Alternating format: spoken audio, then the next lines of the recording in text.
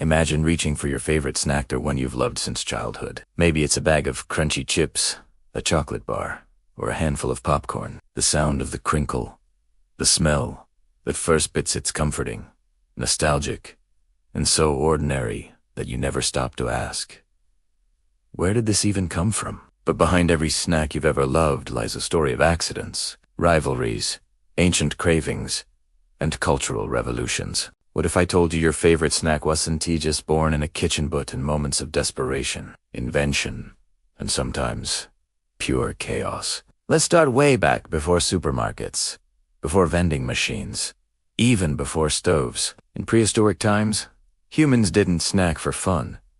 Food wasn't about flavor. It was about survival. Early humans would gather nuts, seeds, and dried fruits between hunts. Those were the world's first snacks, quick bursts of energy between long stretches of hunger. Archaeologists have found evidence that as early as 10,000 years ago, people roasted grains and crushed nuts into primitive snack cakes. And guess what? The instinct to munch without a full meal wasn't just random, it was survival biology. Our brains evolved to crave quick, calorie-dense bites. Snacking, in a way, helped us live long enough to invent civilization. Fast forward to ancient Egypt, and you'll find the first manufactured snack simple: sweet treats made from honey and dates. Egyptian workers building the pyramids didn't just live on bread and beer. They snacked on energy balls of honey and fig paste.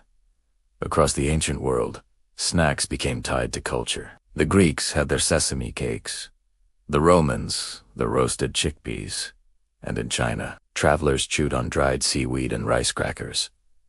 The oldest known snack food? Popcorn. Yes, popcorn is at least 6,000 years old. Archaeologists discovered popcorn kernels in caves in New Mexico that still popped when heated thousands of years later. Imagine that the same snack you eat at a movie theater once crackled over fires of ancient tribes celebrating harvests. But snacks didn't become truly explosive until the 19th century, the age of machines, mass production, and marketing. The Industrial Revolution changed everything about how humans ate. Suddenly, people were working long factory hours, and mealtimes became rigid. Enter the era of convenient eating, small bites that could be packed, stored, and eaten quickly. The modern snack was born. Let's take one iconic example, the potato chip. Legend says it was invented out of pure annoyance. In 1853, in Saratoga Springs, New York, a wealthy diner at Moon's Lake House sent his fried potatoes back to the kitchen, complaining they were too thick. Chef George Crumb, irritated, sliced a potato paper thin, fried it to a crisp, and drowned it in salt to mock the customer. But the man loved it. Soon, Saratoga chips were a local sensation, and America's most addictive snack was born by accident. That little moment of kitchen frustration birthed a billion-dollar industry and shaped global snacking forever. Meanwhile, across the Atlantic, another snack was taking shape: the biscuit. Once a dry, hard travel ration for sailors, the Humba biscuit became the foundation of the cookie, and later, the modern snack bar. In Victorian England, companies like Huntley and Palmer's and later Nabisco began branding their biscuits with packaging, creating identity and loyalty in a way food never had before. For the first time, snacks weren't just nourishment. They were personal favorites. Then came the early 20th century, a golden age of invention. As technology and transportation advanced, so did flavor, packaging, and preservation. 1923 saw the creation of the Milky Way bar, the first candy bar designed to look like a milkshake. A few decades later, Lay's potato chips became the first nationally distributed snack food in America. Soon, we had Coca-Cola, Reese's, and popcorn machines, turning the movie theater into a snacking paradise. But every snack carries a deeper story, a reflection of human behavior. For example, popcorn became America's ultimate comfort food during the Great Depression because it was cheap to make and share. During World War II, chocolate bars were handed out to soldiers as quick energy, and that emotional connection turned them into lifelong favorites. When soldiers returned home, they craved the same snacks from their rations, fueling post-war snack booms. And while America was snacking its way through the 20th century, Japan was perfecting a different kind of art snack. as experience. From the 1960s onward, Japanese snack makers began crafting visually beautiful, bite-sized treats like Pocky Sticks, rice crackers, and gummy candies that mixed fun with flavor. The packaging, the textures, even the colors were carefully engineered for satisfaction. This wasn't just eaten, it was entertainment. The psychology of snacking soon became a science. Companies discovered something called the bliss point, the perfect balance of sugar, fat, and salt that lights up the brain's reward centers. This discovery made snacks irresistible. Every crunch, every flavor burst, every smell was engineered to keep you reaching for more. That's why you can't eat just one chip.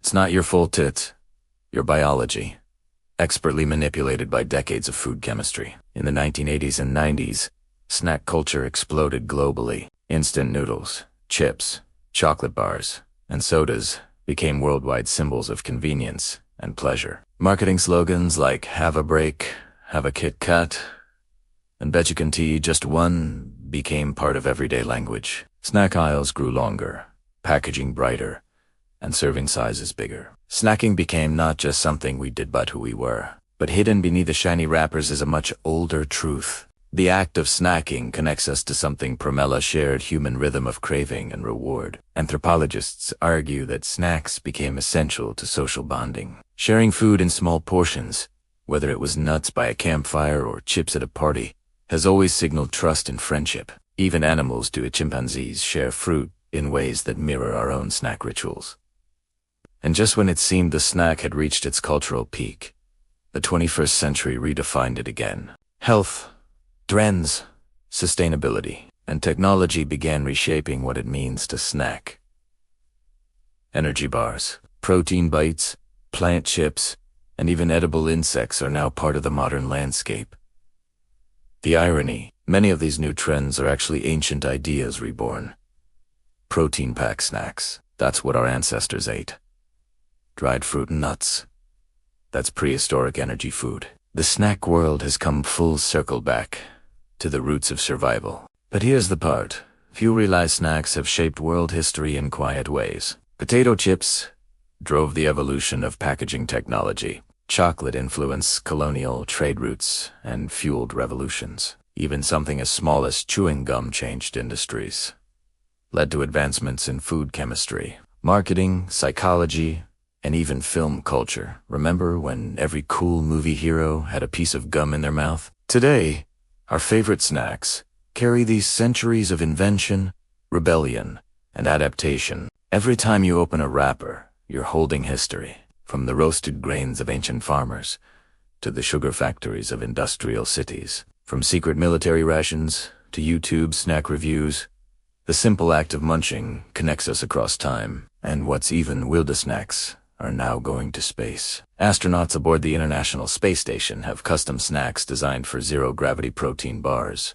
freeze-dried fruit, and even potato chips engineered not to crumble. So the next time you grab a bite, remember, the very thing keeping you company during a late-night movie has traveled from caves to cosmos. Our favorite snacks aren't just guilty pleasures. They're edible stories of innovation, of survival, and of the endless human desire to find joy in the smallest of bites. So next time you open that familiar bag or unwrap that sweet treat, take a moment to savor not just the flavor but the centuries of genius, accident, and culture that made it possible. Because every crunch, every chew, every delicious bite is a taste of history itself.